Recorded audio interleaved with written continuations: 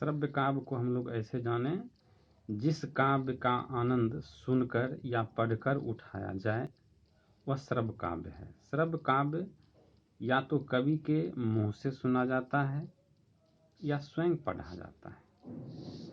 चूंकि इसका रंगमंचीय प्रदर्शन नहीं होता, इसलिए इसे सुनने योग्य ही बनाया जाता है, इसलिए उसे श्रव्य काव्य कहते हैं।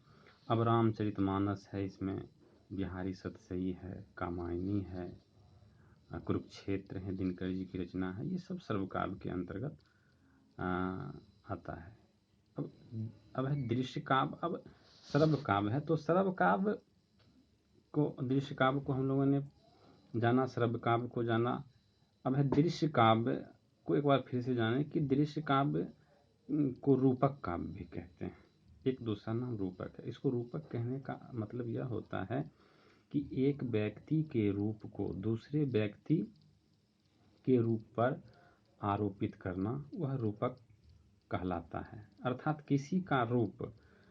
किसी का रूप बनाकर किसी दूसरे आदमी पर आरोपित करना, या किसी का रूप बनाकर कोई दूसरा आदमी आता है, वह रूपक काव्य कहलाता है। रूपक 10 प्रकार के होते हैं, परंतु रूपक के 10 प्रकार मानने के 4 आधार हैं: वस्तु, नेता, रस, विस्तार होते हैं।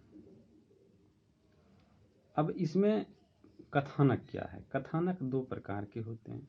एक कथानक होता है विख्यात होता है, एक कल्पित होता है।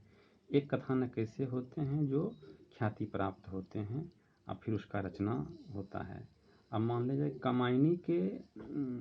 कमायनीकार जो हैं जयशंकर प्रसाद जी, उनकी रचना है चंद्रगुप्त। ये चंद्रगुप्त नाटक जो है वो ऐतिहासिक नाटक है, उनके पात्र ऐतिहासिक हैं और ये ख्याति प्राप्त है। ये ख्याति प्राप्त नाटक हुए। दूसरा है कल्पित। कल्पित नाटक वह है जैसे लक्ष्मी नारायण मिश्र जी का नाटक है सिंदूर की होली। ये कल्पित हैं क्योंकि इसकी कथा वस्तु कल्पित है, यह पहले से प्रसिद्ध नहीं है। तो हम लोगों ने आज दूसरा भेद पढ़ा, जाना स्वरूप विधान के अनुसार। अब अगले वीडियो में हम लोग तीसरा